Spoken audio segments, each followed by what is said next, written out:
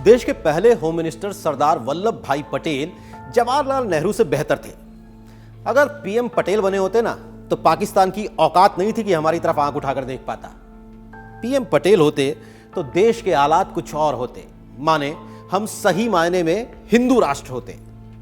आजकल social media पर सरदार पटेल को लेकर अलग अलग नैरेटिव बरसाती मेंढक की तरह टर्रा रहे हैं और हमें कंफ्यूज कर रहे हैं।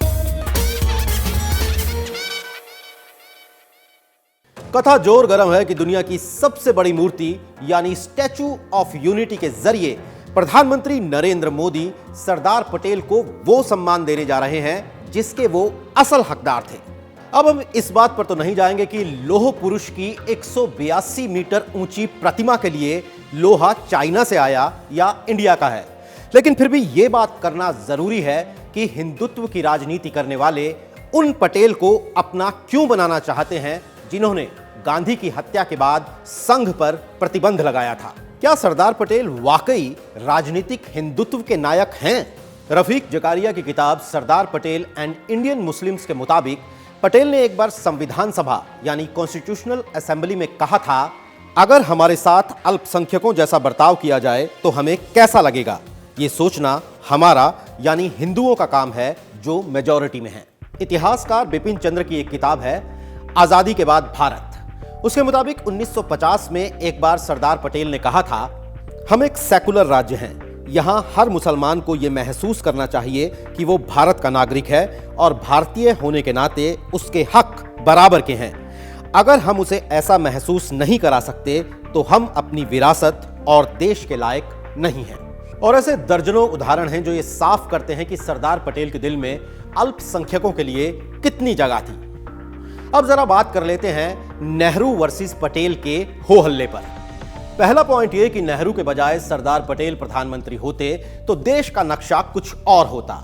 तो जनाब ये जान लीजिए कि देश की आजादी के वक्त यानी 15 अगस्त 1947 को सरदार पटेल की उम्र करीब 75 साल थी और 15 दिसंबर 1950 यानी देश के पहले आम चुनाव से पहले उनका देहांत हो चुका था।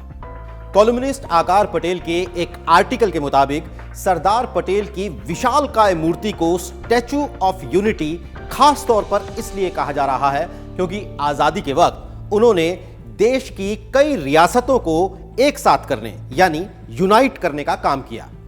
तो साहब ये भी जान लीजिए कि अगर जूनागढ़, हैदराबाद और जम्मू कश्मीर जैसी कुछ एक रियासतों को छोड़ दें तो ज्यादातर रियासतें अंग्रेजों के रुखसत होने से पहले यानी देश की आजादी से पहले ही खुद को भारतवर्ष के झंडे के नीचे शामिल कर चुकी थी।